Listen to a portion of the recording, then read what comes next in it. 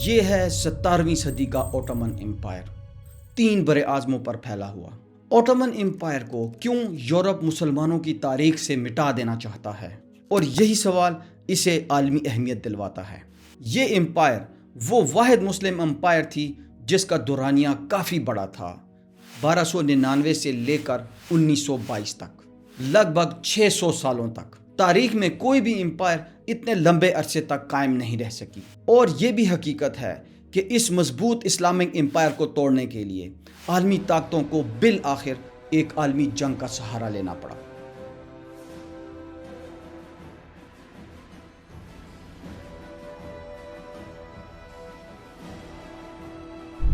اچھا یہی نہیں کہ ان 600 سالوں میں یہ مسلم امپائر منجمد ہو گئی ہو، بلکہ یہ بڑھتی بھی رہی اور اپنے پیک کے ٹائم پر یہ 3 بر اعظموں تک پھیل گئی: بر اعظم افریقہ، ایشیا اور یورپ۔ صرف اگر انہی اسٹیٹسٹکس اور اعداد و شمار کو ہی کنسیڈر کر لیا جائے تو آپ کو یہ پتہ چل جائے گا کہ اس امپائر کو رن کرنے والے لوگ نہ صرف کافی ٹیلنٹڈ اور انٹیلیجنٹ تھے بلکہ وہ سمارٹ بھی تھے۔ وہ دشمن کی چالوں اور سازشوں کا بہت بہتر طریقے سے رسپانس دینے کی قابلیت رکھتے تھے۔ اوٹومن امپائر سے پہلے بہت سی مسلم امپائرز کی تباہی کا آغاز یا تو ان کے اپنے بادشاہوں سے ہوتا تھا یا پھر ان کی غلط پالیسیوں کی وجہ سے ہوتا، لیکن اوٹومن امپائر میں کچھ تو مختلف تھا۔ یا تو قدرتی طور پر ان کے سلطانز ٹیلنٹڈ اور انٹیلیجنٹ ہوتے تھے، یا پھر انہیں اس لیول پر ٹرین کیا جاتا تھا کہ ہر آنے والا نیا سلطان سلطنت کو آگے سے آگے لے جانے کی کوشش کرتا۔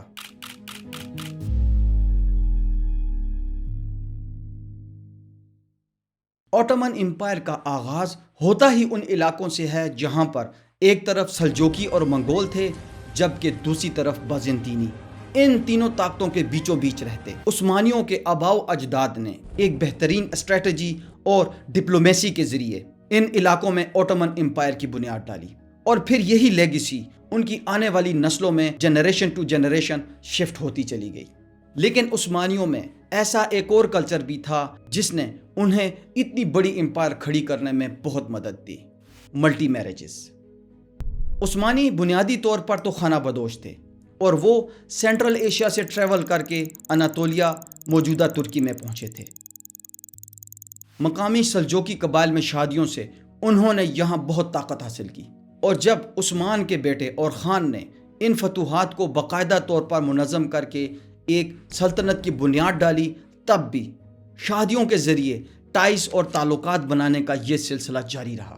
عثمانیوں میں شادیوں کے لیے صرف شاہی خاندانوں کا ہی انتخاب نہیں کیا جاتا تھا، بلکہ وہ اکثر و بیشتر غریب گھرانوں یا پھر غلام عیسائی لڑکیوں سے بھی شادی کرتے تھے تاکہ لوکل کمیونٹیز اور قبائل کے ساتھ اپنے تعلقات کو مضبوط کیا جا سکے۔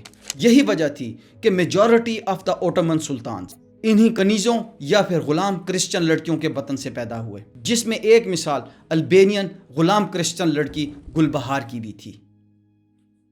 اس کے والد نے نہ صرف عثمانی فوج میں شمولیت اختیار کی بلکہ جلد ہی اس نے اسلام قبول کرنے کا بھی فیصلہ کر لیا۔ اس نے عثمانی دربار میں اٹینشن حاصل کرنے کے لیے اپنی بیٹی گل بہار کو اس وقت کے عثمانی سلطان کے سامنے کنیز کے طور پر پیش کیا۔ در حقیقت اس کا یہ اقدام شارٹ ٹرم بینیفٹ کے لیے نہیں تھا بلکہ ایک لانگ ٹرم اسٹریٹجی کا حصہ تھا۔ ایک ایسا اقدام تھا جو کہ بہت اہم ہو سکتا تھا اگر گل بہار سلطان کے بیٹے کو جنم دینے میں کامیاب ہو جائے، اور پھر اس سے بھی زیادہ یہ قیمتی تھا کہ وہ بیٹا اگلا عثمانی سلطان بن جائے۔ لانگ سٹوری شارٹ، گل بہار کے والد بنیادی طور پر اگلے عثمانی سلطان کے دادا بننے کے لیے اپنی قسمت آزمانا چاہتے تھے۔ عثمانی شاہی حرم، جس کے بارے میں ویسٹ اور ان کے میڈیا نے بہت پروپیگنڈا کیا اور بہت سی کہانیاں بنائی، لائک حرم کو سیکچول فینٹیسیز سے تعبیر کیا، لیکن عثمانی حرم اپنے عروج تک اس سے بہت مختلف تھا۔ دراصل یہ ثقافت اور تعلیم کا ابتدائی مرکز تھا۔ شاہی حرم کے حوالے سے عثمانی سلطانوں کی بہت ہی سخت پالیسی تھی، جن پر تقریباً سختی سے عمل کیا جاتا رہا 7ویں سے 8ویں عثمانی سلطان تک۔ حرم میں ایک سے زیادہ خواتین کی موجودگی کا اصل مقصد ہوتا تھا زیادہ سے زیادہ مرد وارث پیدا کرنا، کیونکہ اس وقت میں بچوں کی شرح اموات اور زچگی کے دوران خواتین کی موت کی شرح کافی زیادہ تھی، یہاں تک کہ اگر بچہ صحیح سلامت اس دنیا میں آ بھی جاتا تو تب بھی بیماریاں، جنگیں اور بہت سی چیزیں ایسی ہوتی تھی جو کہ اس کے لیے جان لیوا ثابت ہو سکتی تھی۔ چنانچہ عثمانی سلاطین کا یہ ایک اصول تھا کہ ایک عورت سے ایک بیٹا، لہٰذا اگر کسی کنیز بیوی سے عثمانی سلطان کا ایک بیٹا پیدا ہو جاتا تو پھر دوسرے بیٹے کے لیے اس کے ساتھ ازدواجی تعلق قائم نہیں کیا جاتا تھا، اور یہ سب کچھ کرنے کی عثمانی سلاطین کے پاس کچھ لاجیکل وجوہات تھی۔ گل بہار کے معاملے میں وہ عثمانی سلطان بایزید دوئم کے لیے چوتھے بیٹے کو جنم دینے والی خاتون بننے میں کامیاب ہو گئی، جس کا نام رکھا گیا سلیم۔ جس طرح اس وقت کی باقی ڈائنیسٹیز میں ہوتا تھا کہ چوتھے بیٹے تک تو بادشاہت بالکل بھی نہیں پہنچتی تھی، پہلا یا پھر بڑے بیٹے ہی اس کے حقدار ٹھہرتے تھے، لیکن اوٹومنز میں یہ اصول کچھ مختلف تھا۔ عثمانیوں میں جانشینی اس کو ملتی تھی جو کہ صحیح معنوں میں یا تو اس کا حقدار ہوتا تھا یا پھر وہ اس جانشینی کو بزور طاقت حاصل کر لیتا، بھلے ہی سلطان اپنی زندگی میں کسی بیٹے کو اپنی جانشینی کے لیے پسند بھی کرتا ہو تب بھی۔ تو اب اس صورتحال میں سیکوینس میٹر نہیں کرتا تھا، لیکن اس سارے عمل میں کئی بے گناہ اپنی زندگی کی بازی ہار جاتے، بہت بڑا بلڈ شیڈ ہوتا۔ تو عثمانی گیم آف تھرون کا ونر وہی ہوتا جو کہ ان سب بھائیوں میں کلیور، اسمارٹ اور انٹیلیجنٹ ہوتا۔ اب عثمانی تخت کی اس جنگ کو جیتنے کے لیے ان کانٹیسٹنٹس کو بڑی محنت سے تیار کیا جاتا، جو کہ ذمہ داری ہوتی ان کی ماں کی۔ چونکہ اب ہر ماں کے پاس صرف ایک ہی بیٹا ہوتا تھا، تو ہر ماں کا یہی ٹارگٹ ہوتا تھا کہ کیسے اپنے بیٹے کو اگلا عثمانی سلطان بننے کے لیے تیار کیا جائے، کیونکہ وہ یہ جانتی تھی کہ اگر یہ اگلا عثمانی سلطان بننے میں کامیاب نہ ہو سکا تو پھر اس کی موت یقینی ہے۔ جانشینی کی یہ جنگ شروع دن ہی سے ان شہزادوں کو ایک دوسرے کے خلاف کر دیتی، اس لیے ان میں کسی بھی قسم کے حقیقی بھائی چارے کے جذبات پیدا نہیں ہوتے تھے، کیونکہ وہ سب یہ جانتے تھے کہ یہ میرا ستیلا بھائی ہونے کے ساتھ ساتھ تخت کی اس جنگ میں میرے مقابلے پر بھی ہے۔ ان شہزادوں کی پرورش کے لیے انہیں زیادہ تر مختلف پیلسز میں رکھا جاتا تھا یا پھر ایک ہی پیلس کے مختلف حصوں میں ان کی رہائش اور تربیت کا انتظام کیا جاتا تھا۔ وہ ایک دوسرے سے کامن ایریاز میں ملتے تو تھے، لیکن بھائیوں کی طرح نہیں بلکہ ایک کانٹیسٹنٹ کی طرح۔ یہ جملہ جو کہ اس وقت کی سلطنت عثمانیہ میں بہت عام تھا کہ شہزادوں کے درمیان کوئی رشتہ داری نہیں ہوتی، اس تمام کہانی کو آپ کے سامنے کھول کر رکھ دے گا۔ سلطان بایزید ایک لمبے عرصے تک اماسیا کا گورنر رہا، اسی دوران گل بہار بھی اماسیا میں اس کے ساتھ ہی رہی۔ یہاں پر اور بھی حرم کی خواتین اپنے بچوں کے ساتھ اس پیلس میں رہ رہی تھیں، جو کہ کامن ایریاز یا پھر محل کے صحن میں ایک دوسرے سے ملتی بھی تھیں۔ دوسری ماؤں کی طرح گل بہار نے بھی اپنے بیٹے سلیم کی بھی ابتدائی عمر سے ہی ذہن سازی شروع کر دی عثمانی اقتدار حاصل کرنے کے لیے۔ چھوٹی عمر سے ہی اس کو مختلف زبانوں پر لائک ترکش جو کہ ان کی سرکاری زبان تھی، قرآن اور مذہبی تعلیمات کے لیے عربک، فلسفہ اور شاعری سمجھنے کے لیے پرشین، فارسی پر عبور حاصل کروانے کے لیے کوششیں شروع کر دی گئی۔ اس کے علاوہ تیر اندازی، گھڑ سواری، وار اسٹریٹجیز، میڈیسن اور شاہی ایٹیکیٹس کی خصوصی تربیت دی گئی۔ کیسے بولنا ہے، کیسے چلنا ہے، کیسے پہننا ہے اور سب سے اہم کیسے حکومت کرنی ہے۔ حرم کی دوسری خواتین بھی بالکل سیم پیٹرن پر اپنے بچوں کی تربیت کر رہی تھی، اسی لیے یہی حرم وہ پہلی نرسری اور تربیت گاہ تھی جہاں عثمانی لیجنڈز سلطان تیار کیے جا رہے تھے۔ یہ سب کچھ اس سے بہت مختلف ہے جو کہ ویسٹرن میڈیا آج کل بھی ان سلطانوں کے حرم کے بارے میں پورٹریٹ کرتا آ رہا ہے۔ ابتدائی چند سالوں کی تربیت اور ذہن سازی کے بعد ان شہزادوں کو سلطنت عثمانیہ کے مختلف علاقوں میں گورنر بنا کر بھیج دیا جاتا، اور اسی ٹریننگ کے بل بوتے پر اب یہاں ان کو یہ ثابت کرنا ہوتا تھا کہ وہ اس قابل ہیں کہ اگلے سلطان کی حیثیت سے سلطنت عثمانیہ کو لیڈ کر سکیں۔ لیکن یہ ہوتا تھا کہ ان شہزادوں کے ساتھ وزیروں اور مشیروں کے علاوہ ان کی والدہ بھی حکومتی امور میں ان کے معاون اور مددگار کے طور پر ان کے ساتھ ہوتی تھی۔ آپ یہ کہہ سکتے ہیں کہ کسی حد تک یہ گورنرشپ یہی خواتین چلا رہی ہوتی تھیں۔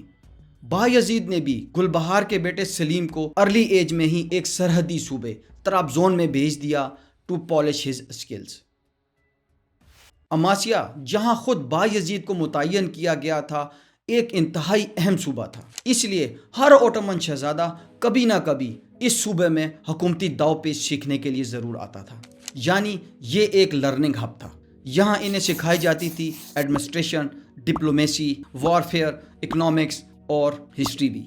یہاں اماسیا میں اس ٹریننگ کے بعد یہ شہزادے اپنے اپنے علاقوں میں واپس لوٹ جاتے اور وہاں اس تمام نالج کو امپلیمنٹ کرتے۔ لیکن اماسیا ہی کیوں؟ وجہ تھی اس کی ملٹی کلچر سوسائٹی۔ جس طرح پوری اوٹومن امپائر میں آرمینین، بوسنین، گریکس، یہودی، ترکس اور دیگر قومیں آباد تھی، بالکل ویسا ہی اس چھوٹے سے علاقے میں یعنی اماسیا میں کم ہی صحیح لیکن یہ تمام قومیں آباد تھیں۔ چونکہ اوٹومن امپائر شروع کی چند دہائیوں تک کوئی مسلم اکثریتی سلطنت نہیں تھی، بلکہ یہ ایک ایسی سلطنت تھی جہاں پر مختلف قومیں آباد تھی اور خوش بھی تھی۔ اس لیے یہ سیکھنا بہت ضروری تھا کہ ایک ہی وقت میں کیسے ان سب کو خوش بھی رکھا جائے اور ان پر حکومت بھی کی جائے۔ تو یہاں یہ پہلو کہ شاہی حرم میں مختلف قوموں اسپیشلی اقلیتوں اور غیر مسلم کرسچن اور غیر ترکش بیک گراؤنڈ سے تعلق رکھنے والی خواتین کی موجودگی بہت اہمیت اختیار کر جاتی تھی۔ یہ سب کچھ کوئی سیکچول فینٹیسیز کے لیے نہیں بلکہ جان بوجھ کر اس لیے کیا جاتا تھا کہ مختلف قوموں کو حکومت میں ریپرزنٹیشن یا پھر شاہی دربار تک ان کو رسائی دی جا سکے۔ اس لیے آپ کو یہ جان کر بہت حیرانگی ہوگی کہ بہت سے اوٹومن سلطان انہی کنیزوں کی اولاد تھے۔ اس کا یہ فائدہ ہوا کہ یہ خواتین اور ان کے آنے والے شہزادے مطلب اپ کمنگ سلطانز کا ویژن بہت وسیع ہوتا تھا ان شہزادوں کی بنسبت جو کہ پیور اوٹومن بلڈ سے آ رہے ہوتے تھے۔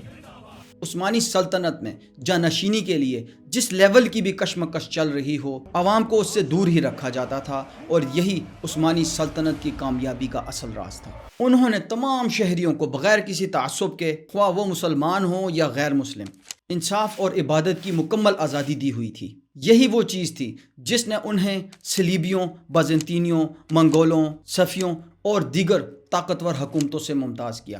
انصاف اور اقلیتوں کو حکومت میں نمائندگی اور قابلیت کی بنا پر اعلیٰ عہدوں پر ترقی دینا اس بڑی امپائر کی دوسری بڑی وجہ تھی۔ جیسے جیسے عثمانی حرم سے قابل اور ٹیلنٹڈ سلطانوں کا تسلسل کم ہوتا گیا اور حرم کی خواتین نے حکومتی امور میں دخل اندازی شروع کر دی تو خلافت عثمانیہ کا زوال شروع ہو گیا اور بالآخر ایک بڑے دورانیے لگ بھگ 600 سالوں کے بعد اس سلطنت کا بھی خاتمہ ہو گیا۔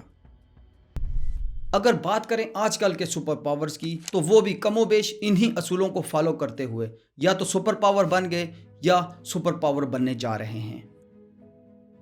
سپر پاور امریکہ کی بات کریں تو اس وقت وہاں دنیا کی ہر کمیونٹی کے لوگ موجود ہیں۔ وہ شاید اپنے نیٹو کنٹری سے بھی زیادہ امریکہ کو اپنا وطن مانتے ہیں۔ وجہ بہت سمپل اور سادہ ہے، انصاف اور آگے بڑھنے کے مواقع۔